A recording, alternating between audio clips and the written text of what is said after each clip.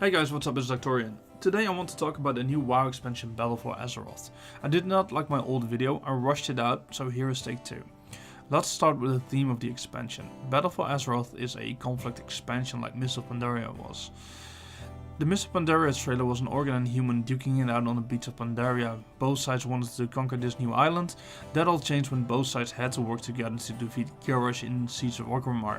But it was a full Horde versus Alliance conflict expansion. So this is not something new. We have seen this theme before, and I want to stress in that that Battle for Azeroth is not a PvP expansion. If we look at Mists of Pandaria, we had raids, dungeons and scenarios, we had the island of Kel'Thuzad, so there was plenty of PvE stuff to do. For me personally, I like the theme of Battle for Azeroth. We are taking a step back from all the big bad guys and all the lore. It looks like Blizzard wants to go back to their roots with this expansion. It heavily reminds me of Warcraft 2, Orcs vs Humans, and we also see that in some of the features which we will talk about in a moment. First, let's talk about the timing of the expansion. In my opinion, the timing is kinda weird. If we look back all the way since Wrath of the Lich King, the Horde and Alliance have always been working together basically since then. The Horde and Alliance have defeated the Lich King together, Deathwing together, Garrosh together, Archimonde and the Iron Horde and Wallace Draenor, and now we are working together to defeat the Burning Legion. Maybe the cooperation between Alliance and Human wasn't always even subtle, even peacefully, but somehow we always made it work and teamed up together to defeat whatever was threatening Azeroth. So it's weird, after all these years of cooperation, after dealing with the Burning Legion, to go out on an all-out war between the Alliance and Horde. So when would it have made sense then? After Mists of Pandaria, Mob started out as a conflict expansion. Until Garrosh was using the Heart of Y'Shaarj to become this dictator which the Horde and Alliance needed to deal with. So for that moment we had this common enemy to defeat, but it would have made sense that after defeating Garrosh, both factions went their own way, both sides had major losses and casualties, so it would have made sense that both wanted to rebuild and become the dominant faction, and that both factions were looking for new resources to use. Then both factions would find these islands and fight for those resources so they could rebuild again. In this case, the Horde and Alliance worked together to defeat the Legion and had horrible losses on both sides, with King Varian on the Alliance side, Vol'jin on the Horde side, and so many losses and resources lost.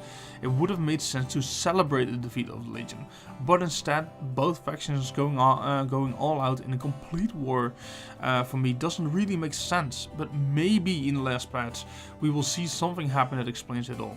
We are going to see these new islands with new main cities, Kulturas for the Alliance and Zandalar for the Horde. So let's talk about Kulturas first. Kulturas is this harbor with a strong pirate and boat theme, and personally I think it looks really amazing. In my eyes it captured that sea harbor atmosphere perfect, and I can't wait to visit it for the first time in game. Horde gets a new city called Zandalar, which looks really good as well. Personally, I'm not the biggest fan of Troll architecture, but I have to say that it was really impressed by Zandalar. In my opinion, it looks really good. And with that said, I want to give a huge compliment to the art department of Blizzard. These guys are doing an amazing job. If we look at the other zones and in these cities, it's all so beautiful. We have seen things that look like, to me, like an island with ruins, trees and waterfalls. We have Haven's Woods, which looks like a city on top of a mountain area with rivers, bridges and waterfalls. We have these mountain areas, these big open grass plain areas, something that looks like a swamp and even a desert area, and all of them look freaking amazing. It's so well done, it looks beautiful, so a big compliment to the art department, it all looks fantastic. But with the new zones we also get new playable races, aka sub-races. The Alliance get Void Elves, Lightforged Draenei and Dark Iron Dwarves. The Horde are getting the High Mountain Tauren, the Nightborn and the Zandalari Trolls. In my opinion, all subclasses look good and have their own thing going, but on both sides I have some favorites. On the Alliance side I really like the Dark Iron Dwarves, and I think they look really amazing with their red eyes, and the Dark Iron armor makes it really look badass. On the Horde side I like the High Mountain Tauren. I remember when I was leveling the High Mountain for the first time during Legion, that I was thinking that I would like to have a High Mountain Tauren instead of a normal Tauren Pala I had back in the day during Keda. They are really cool with their colored faces and big horns. and I really like their armor as well. The final sub-race I really like are the Zandalari trolls. I love their armor and love that they are standing up straight. It makes them look so much stronger and more impressive. They look like a tough enemy this way, and it really is making me think to level a horde again. So let's talk a little bit about the content. To start out, we get 10 dungeons and 1 raid in the beginning. Also, we get 2 new things in WoW. We get island expeditions and war fronts. So let's talk island expeditions. Island expeditions are basically scenarios from Mists of Pandaria, but procedurally generated. We can buy maps from goblins at the Horde side and gnomes on the Alliance side, and then go to the islands to get resources. The islands should be different every time you go there. Sometimes they may look the same, but things like the mobs or other mechanics should be different. It should be a different experience every single time. In expeditions, you race against the opposing faction AI or players for resources. The difficulties for the islands are normal, heroic or mythic. Then we have warfronts. Warfronts are 20 player corporate faction raid versus NPC armies or opposing faction players. You can build structures, research upgrades, and then lead your troops into battle.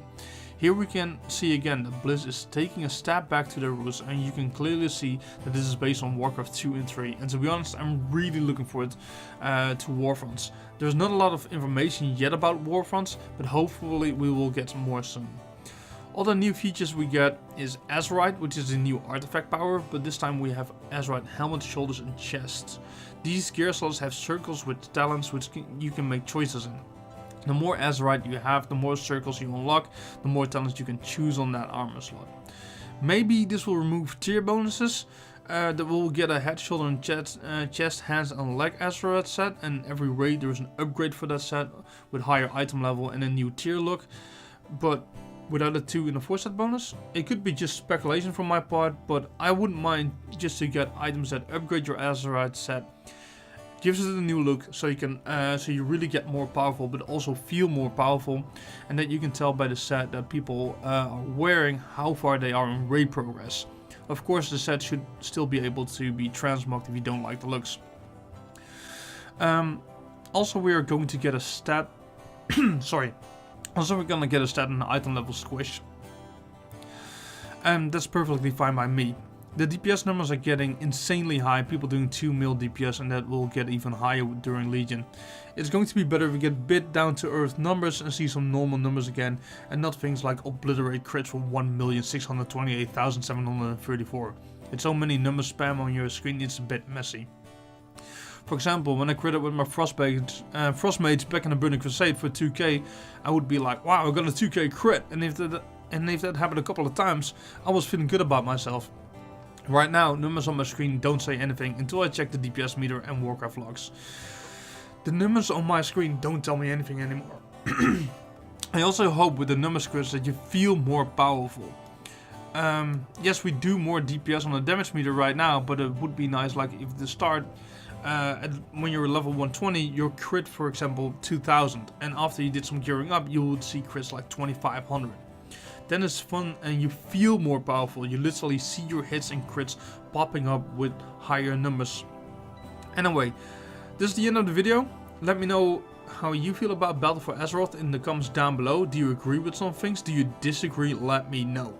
If you enjoyed the video, please give it a like, and I hope to see you guys on another video. Thanks for watching, guys. Bye bye.